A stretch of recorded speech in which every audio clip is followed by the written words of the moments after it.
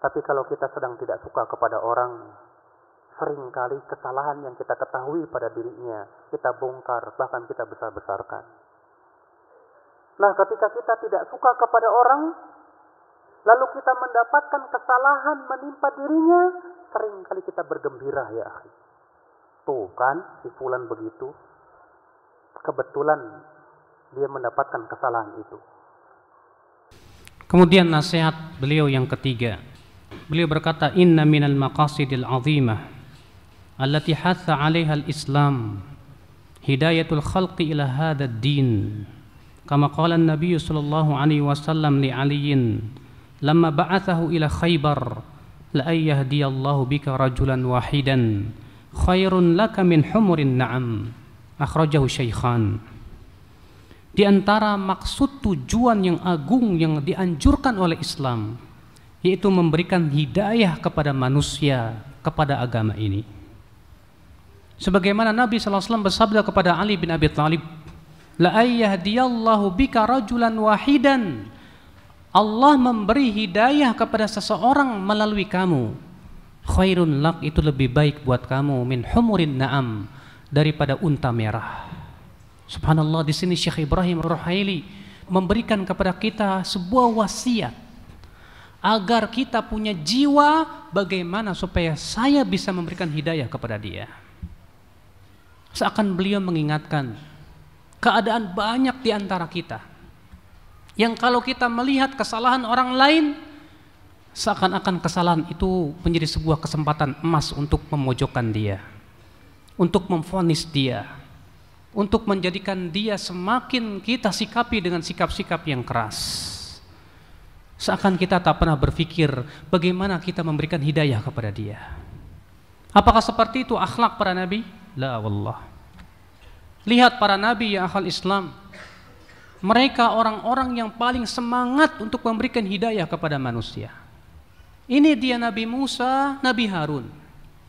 Ketika diperintahkan oleh Allah pergi kepada Fir'aun, apa kata Allah? Idhaba ila fir'auna innahu tagha faqula lahu qawlan layyina la'allahu yatadhakkaru aw yakhsha. Idhaba ila fir'aun, pergilah kalian berdua kepada Fir'aun. Innahu tagha, ia telah melampaui batas. Faqula lahu qawlan layyina, ucapkan kepada Fir'aun ucapan yang lemah lembut. La'allahu yatadhakkaru aw yakhsha, semoga dia mau ingat atau takut. Bayangkan, ini kepada Fir'aun. Siapa di antara kita yang tidak kenal kepada Fir'aun? Bagaimana kesesatannya, yang dia bahkan mengaku bahwa dia Tuhan yang paling tinggi, di mana dia mengatakan ana rabbukumul a'la. Tapi lihat bagaimana Allah mendidik Nabi Musa dan Nabi Harun. Allah mengatakan pergilah kepada Fir'aun, ucapkan kalimat-kalimat yang lemah lembut kepada Fir'aun. Kalau kepada Fir'aun kita disuruh berlembat lembut, bagaimana kepada sesama muslim ya akhi? Kemudian Allah mengatakan la'allahu yatadhakkaru aw yakhsha, mudah-mudahan dia mau ingat atau takut. Ini yang kita harapkan akhi. Ketika kita melihat teman kita berbuat salah, jatuh kepada kesalahan, yang kita ingat bagaimana teman saya mau kembali kepada kebenaran. Wallah, dahulu Rasulullah SAW pernah mengkisahkan kepada kita. Kata Rasulullah, dahulu ada seorang nabi yang dipukuli oleh kaumnya sampai berdarah-darah wajahnya. Kemudian nabi ini sambil mengusap wajahnya, dia berkata, Allahumma hdi qaumi fa innahum la ya'lamun. Ya Allah, berikan hidayah kepada kaumku itu, sesungguhnya mereka tidak mengetahui ya Allah. Itulah jiwa para nabi, yang mereka inginkan bagaimana supaya kaumnya mendapatkan hidayah, yang mereka inginkan bagaimana orang lain mendapatkan hidayah, bukan bagaimana memvonis mereka supaya diberikan azab oleh Allah. La. Karena itu merupakan sangat bertentangan dengan jiwa kaum muslimin yang kasih sayang kepada manusia ya akhi. Bukankah Syekhul Islam Ibnu Taimiyah ketika mensifati ahlus sunnah a'lamun nasi bil haqqi wa arhamuhum lil khalqi. Ahlus sunnah adalah orang yang paling tahu tentang kebenaran Dan Ahlussunnah orang yang paling sayang kepada makhluk dan manusia, kepada manusia. Akhul Islam azani Allah. Bukankah Rasul kita yang mulia alaihi salatu wasallam bersabda, la yu'minu ahadukum hatta yuhibba li akhihi ma yuhibbu li nafsihi minal khair. Tidak beriman salah seorang dari kamu, kata Rasulullah, sampai ia suka untuk saudaranya sebagaimana ia suka untuk dirinya dari kebaikan. Kita mendapatkan hidayah, kita suka, alhamdulillah, kita suka. Maka kita pun harus suka orang lain mendapatkan hidayah. Apabila kita jatuh kepada kesalahan, kita tidak suka. Kita pun jangan suka orang lain jatuh kepada kesalahan. Ketika kita melihat saudara kita jatuh kepada kesalahan, pernahkah hati kita bersedih, sayang sekali dia jatuh kepada kesalahan? Saya tidak suka saya jatuh kepada kesalahan, saya juga tidak suka dia jatuh kepada kesalahan. Bagaimana supaya dia selamat daripada kesalahan itu? Bagaimana saya berpikir supaya dia selamat dari kesesatan itu? Wallah, inilah jiwa seorang muslim ya akhi. Inilah jiwa para nabi yang mereka sangat semangat memberikan hidayah kepada manusia. Baca oleh antum firman Allah Ta'ala dalam surat At-Taubah, laqad ja'akum rasulun min anfusikum azizun alaihi ma anittum harisun alaikum bil mu'minina raufur rahim. Sungguh telah datang kepada kamu seorang rasul dari diri kamu yang begitu merasa susah terhadap apa yang menimpa kamu, yang sangat semangat memberikan hidayah kepada kamu dan kepada kaum mukminin, lembut dan kasih sayang. Akhlak yang Rasulullah SAW dimuliakan oleh Allah dalam Al-Quran ini, dalam surat At-Taubah 128 itu. Maka sudahkah kita berakhlak seperti itu ya akhul Islam? Sudahkah kita berusaha semangat menyampaikan hidayah kepada manusia? Ya akhul Islam azani Allah wa iyyakum.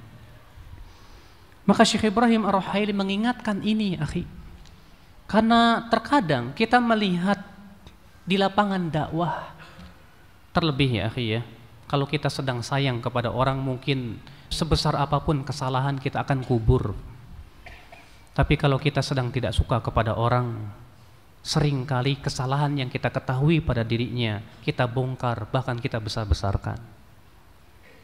Nah, ketika kita tidak suka kepada orang, lalu kita mendapatkan kesalahan menimpa dirinya, seringkali kita bergembira ya akhi. Tuh kan si fulan begitu, kebetulan dia mendapatkan kesalahan itu. Lalu di mana akhlak dia dengan akhlak para nabi? Di mana akhlak dia dengan sabda Rasulullah SAW yang saya sebutkan tadi hadisnya?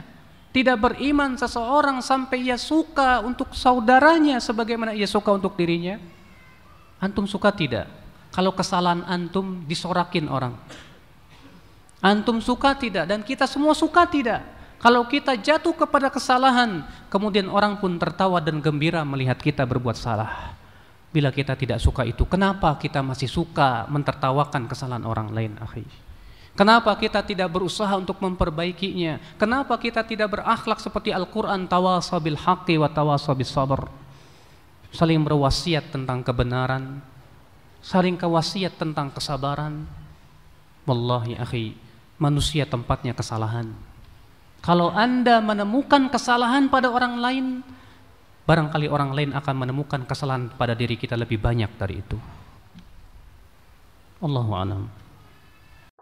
Tapi kalau kita sedang tidak suka kepada orang, seringkali kesalahan yang kita ketahui pada dirinya kita bongkar, bahkan kita besar-besarkan.